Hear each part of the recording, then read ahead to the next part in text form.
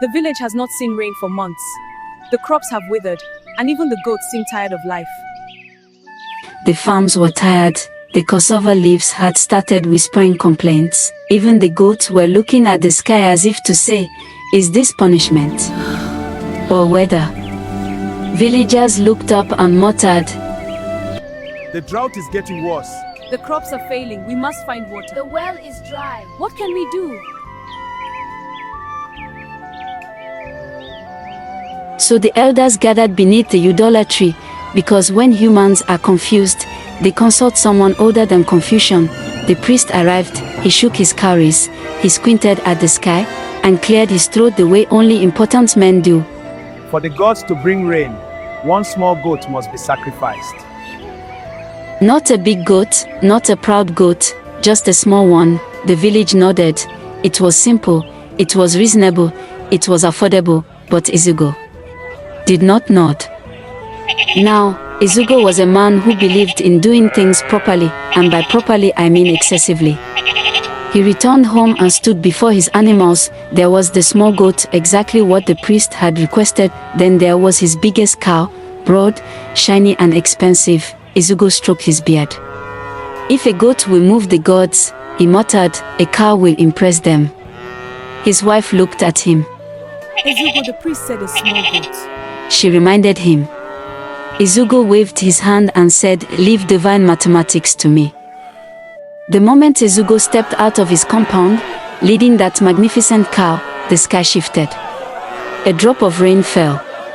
Not heavy. Not committed. Just enough to announce interest. By the time he reached the square, the ground had begun to soften. The village gathered there. Not because they lacked goats. But in matters of the gods, one offering must stand for all. And everyone knew who would step forward. Izugo came differently. Instead of the small goat his wife had pointed at the day before. Instruction plainly given, he led forward his biggest cow. Broad and shiny. The villagers gasped. The priest blinked.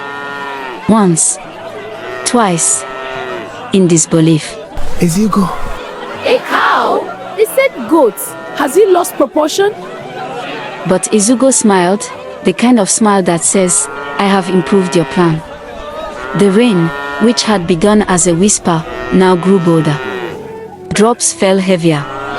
Certain. The sacrifice was made. And the sky responded. And this time it did not whisper. It opened. Rain poured down in full agreement. Thick. Generous. Confident, children screamed joyfully. In triumph, they ran barefoot into the puddles, splashed the earth, and declared the drought defeated. Women clapped. Some danced. Some lifted their faces to the sky thanking and praising the gods. Men nodded in approval. And in the middle of it all Izugo stood. Hands on his hips. Rain baptizing his confidence. He smiled, confidently and said proudly, You see, the gods recognize quality. The village laughed, and for a moment it truly seemed the drought was over. The rain did not stop. Not that day. Not the next day. Morning arrived underwater. The sky no longer poured with excitement, it poured with insistence. Women lifted their food and firewood higher, as if height could negotiate with water. Men stacked sand and wood at their doors, digging trenches that filled as quickly as they were carved. Children no longer danced. They watched from doorways.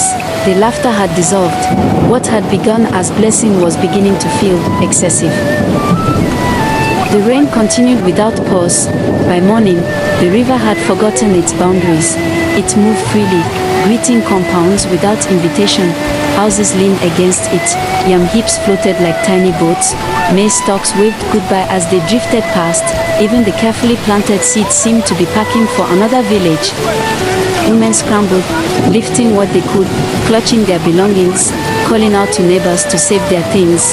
Men waded in, trying to secure floating yams, maize, and seeds. Izugo ran through the knee-deep water. He ran, arms stretched. Heart racing, he tried to grab his yams, he tried to secure his maize.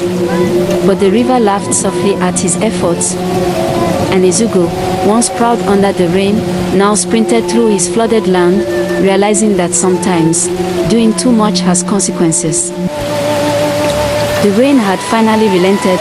By the time the sky cleared, the village lay flattened. Crops that once promised life now floated away or sank quietly into mud. Ezugo stood among the ruin, shoulders heavy with both pride and the weight of consequence, his wife beside him, watching, arms crossed, eyes full of worry. The villagers moved silently, inspecting what was lost, helping each other where they could. What began as a blessing had grown excessive. And in that silence, Ezugo learned that even gods have limits. Ezugo, the sky responds in the language you speak to it.